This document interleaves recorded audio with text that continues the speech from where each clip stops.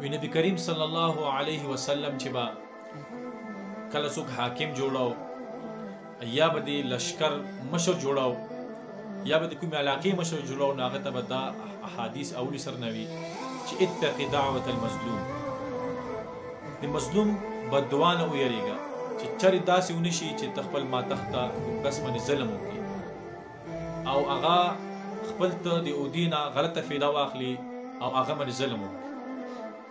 نو دقسې که موږ وګورو یو ښځه چې د یو خاوند نکاح ته راشي نو هغه 10 کاله او 20 کاله څنګه ژوند کوي. داسې که موږ وګورو یو ښځه چې د خاوند نکاح ته راشي نو آیا هغې سره څنګه سلوک کیږي؟ ملګرو که هغه ښځه په دې کور کې 10 کاله تیروي 20 کاله تیروي یا پوره ژوند تیروي نو هغې سره خاوند څه سلوک کوي؟ بعض خو داسې خلک دي چې هغه کور کې خپلې ښځې سره په سمه خوله خبرې نه کوي او ښځه جاړي چې خاوند ما سره په سمه خوله خبره نه کوي. او دا خبره یاد وساتئ ګورئ که چرې دې ښځې باندې تاسو داسې ظلم کوئ دا داسې تنګوئ نو که چرتې دا شپې پاڅي او الله ته وجاړي یا یې هسې زړه خوږ شي نو ګورئ بیا به ډېر پریشانه یې او وایي چې د غریب کومه بددعا چې د مظلوم کومه بددعا چې د دې په اسمانونو کې استقبال کیږي. او داسې حدیث هم دی اتقي دعوة المظلوم، د مظلوم بددعا نه ویریږئ. او بیا وایي چې د اور کومې چنګارۍ چې څنګه تیزې برځي دقسې د غریب بددعا ځي. نو نن زموږ څه سلوک دی؟ تاسو خپل ځان ته وګورئ، موږ خپل ګریبانونو کې وګورو چې نن موږ ښځو سره څه سلوک کوو.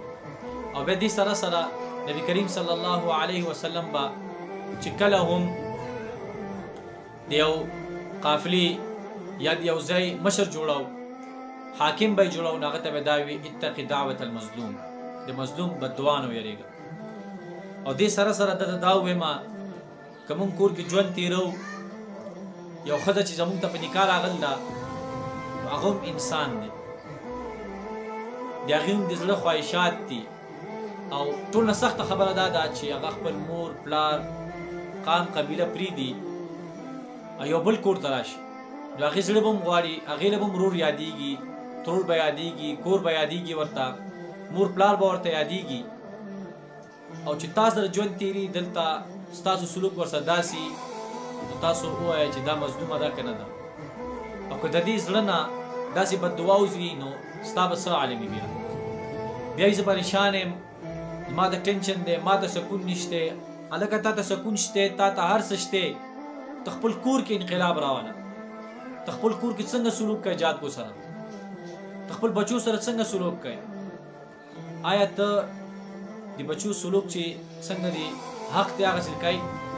بیا بله خبره پکې دا ده الله تعالی وایي چې قیامت پر ورځې به زه د خاوند نه حق حساب پخپله کوم د ښځې حوالې سره.